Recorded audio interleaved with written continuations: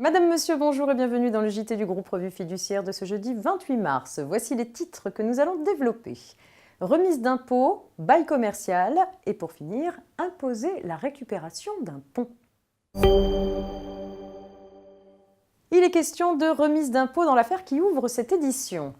Dans le cadre d'un recours gracieux, un contribuable peut demander à l'administration fiscale la remise ou la modération des impôts directs, tels que l'impôt sur le revenu ou les impôts locaux, si sa demande est fondée sur des motifs de gêne ou d'indigence, le mettant dans l'impossibilité de se libérer de sa dette fiscale.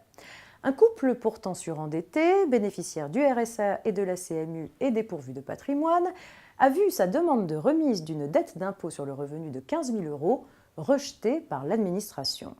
Saisis de l'affaire, les juges ont confirmé ce refus au motif que le couple s'était lui-même placé dans une situation d'insolvabilité en choisissant d'affecter les revenus annuels de 35 000 € dont il disposait au remboursement de crédits à la consommation et au règlement d'honoraires d'avocat. Le Conseil d'État a donné raison aux contribuables. Il a estimé qu'avec un revenu disponible après paiement des charges de 36 € par mois, il était effectivement dans une situation d'indigence. Cette situation ne pouvait être considérée comme résultant de l'organisation par celui-ci de son insolvabilité du seul fait de son choix d'affecter ses revenus au remboursement de ses dettes non fiscales. Une petite histoire de bail commercial à présent. Le bailleur commercial qui refuse le renouvellement du bail a la possibilité de revenir sur sa décision au profit du locataire resté dans les lieux. On dit qu'il exerce son droit de repentir. Un propriétaire fait usage de ce droit après avoir pourtant cherché à se défaire de son locataire en refusant de renouveler son bail, mais également en demandant sa résiliation en justice. Par la suite, ce bailleur change d'avis. Une fois de plus, il poursuit l'instance visant à résilier le bail, alors même qu'il a exercé son droit de repentir sans réserve. À tort, selon la Cour de cassation, l'exercice sans réserve du droit de repentir par le bailleur signifie qu'il a accepté une fois pour toutes le renouvellement du bail. Ce repentir lui interdit donc de poursuivre l'instance en résiliation engagée auparavant.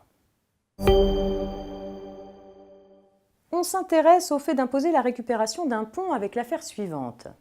Pour rappel, un employeur peut demander aux salariés de récupérer les heures qui n'ont pas été travaillées dans le cadre du chômage d'un jour de pont.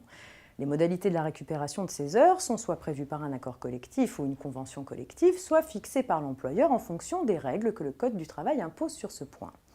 Un salarié, avec des horaires répartis du lundi au vendredi, n'était pas venu travailler le samedi prévu par l'employeur pour récupérer un jour de pont accordé à la suite d'un jour férié. L'employeur l'avait licencié pour absence injustifiée. Ce licenciement a été jugé motivé, sachant que cette affaire s'inscrivait sur un arrière-fond d'autres absences injustifiées du salarié qui avaient donné lieu à plusieurs avertissements. C'est la fin de ce JT. Excellente journée à tous et rendez-vous demain vendredi pour un dernier point d'actualité avant le week-end.